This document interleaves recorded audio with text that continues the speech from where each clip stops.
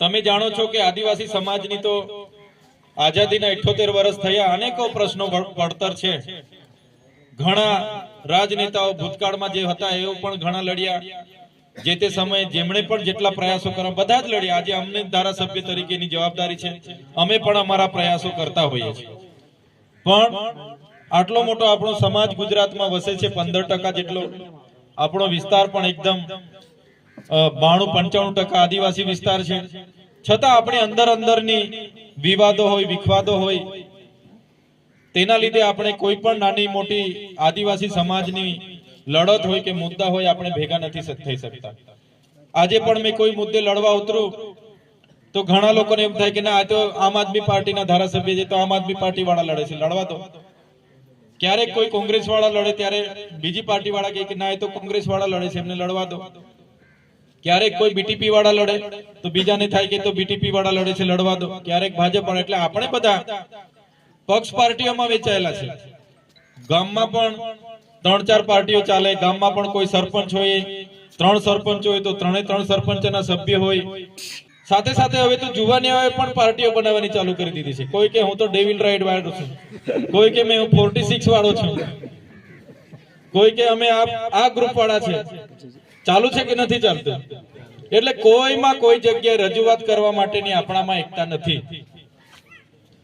તો આ આપણી એકતા નથી. એના માટે જ હમણાં ડોક્ટર સાહેબે કીધું કે થાંભલાવાળા 11 મીટરની જગ્યા પર થાંભલા નાખીને જતા રહે છે. 220 kV નું લાઈન સપ્લાય જતી હોય, તમે વિચાર કરો 11 મીટર ચારે તરફ, એટલે આપણે તમે બેઠા છો ને 1 ગુંઠાથી વધારે જમીન જાય. આટલી બેઠા છો ને, આ પાથરણું છે એટલી જમીન જાય.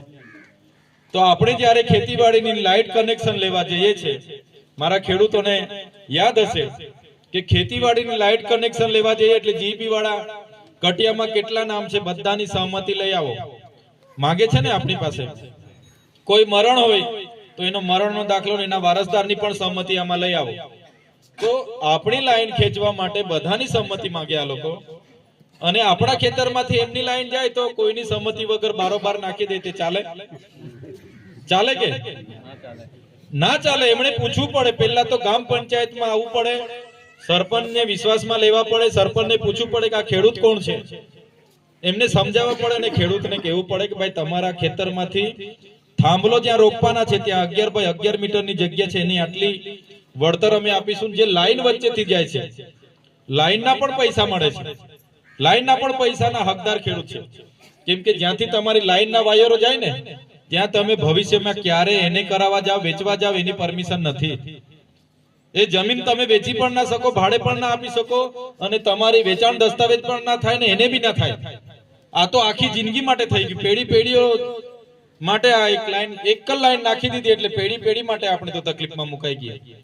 તો એમણે પરમિશન તો લેવી જ પડે ને, કેમ લેતા નથી? એના માટે આપણે બધાએ જાગવું પડે.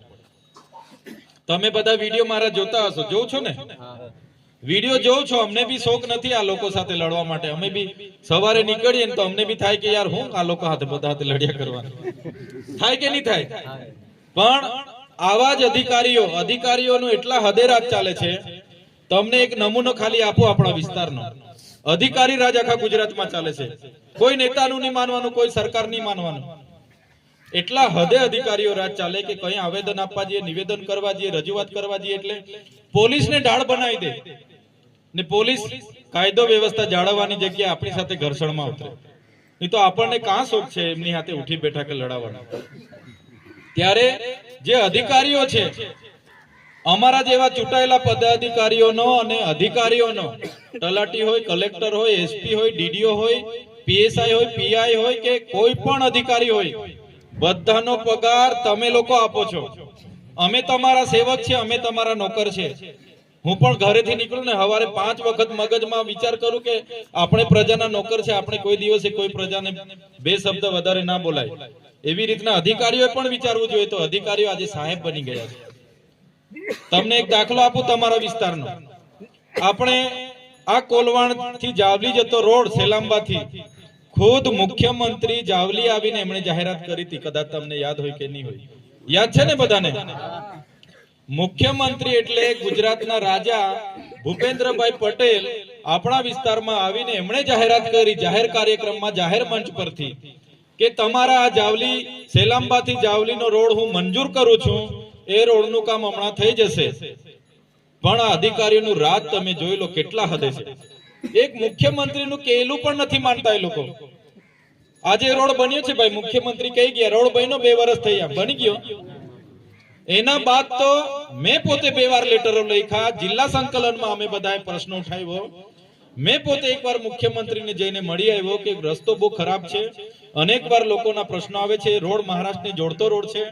તો મુખ્યમંત્રીએ મારા રૂબરૂમાં સચિવને બોલાવીને કીધો કે રોડ નું કાં અટકેલું છે તમે પતાવી દો. તો પણ આ અધિકારીઓ ગાંઠતા નથી. આજે પણ એ રોડ હતો તેવો ને તેવો જ છે કે નથી? આટલી હદે અધિકારી રાજ ચાલે. એટલા માટે અમારે એમની સામે લડવું પડે. હવે મુખ્યમંત્રી અહીંયા જાહેરમાં મંજૂરી આપીને જતા હોય તો રોડ તો બની જ જવો જોઈએ ને, કેમ બનતો નથી? તો આ અધિકારી રાજનો એક નમૂનો છે. કોઈનું કાઢતા નથી. આજે તમે ને અમે કેમ નથી મળતા? અધિકારી એવી માયાજાળ આજે બનાવેલી છે. કરાર આધારિત સિસ્ટમ એ કોણે બનાવી? તો અધિકારીઓ બનાવી.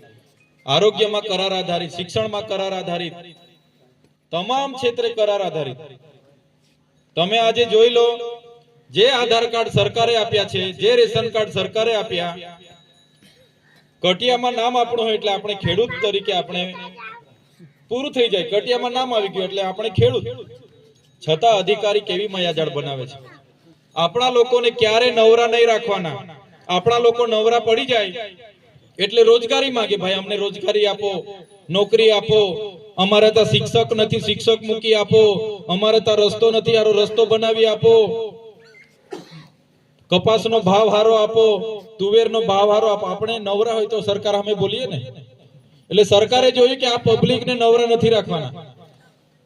એટલે સરકારે શું કર્યું? આધાર કાર્ડ પણ એને જ આપ્યા, રેશન કાર્ડ પણ એને જ આપ્યા, આ કટિયામાં પણ આપણા નામ છે એટલે આપણે ખેડૂત. પછી પણ આ લોકોએ આપણા લોકોને ફેરવવા માટે હવે આધાર કાર્ડને અપડેટ કરાવવાના. કાઢ્યું તો કે નથી કાઢ્યું? હવે તમે જ આધાર કાર્ડ આપો છો તો પછી તમે જ જાહેરાત કરો કે આધાર કાર્ડ અપડેટ કરાવો, નહીં તો તમારા છોકરાઓની શિષ્યવૃત્તિ બંધ, તમને લાભો મળે છે બધા બંધ. અલા ભાઈ, આધાર કાર્ડ તમે આપ્યા ને એ જ આધાર કાર્ડ માટે અમારે પાછું લાઈન ઉપર 2-3 મહિના આટા મારવાના. પાછું એ પૈતું નથી ત્યાં સુધી રેશન કાર્ડ નું કાઢ્યું કે ભાઈ રેશન કાર્ડ ની કેવાયસી કરો, નહીં તો હવે અનાજ નહીં મળશે. કીધું તું કે નહીં કીધું? હવે 2-3 મહિનાથી આપણા લોકો હવે રેશન કાર્ડ પાછળ પડ્યા. મામલતદારમાં આખો દિવસ ઉભા રહે, લાઈન પર વારો ના આવે, બીજા દિવસે જાય, ત્રીજા દિવસે જાય. એક પરિવારના લોકો અઠવાડિયું ચાલે છે ત્યારે કેવાયસી થાય છે. હવે તમારે અનાજ જ આપવાનું છે, તમે જ રેશન કાર્ડ આપ્યો છો, એને પાછળ અમારે શું કેવાયસી કરવાના? એ પૈતું નહીં ત્યાં સુધી. હમણાં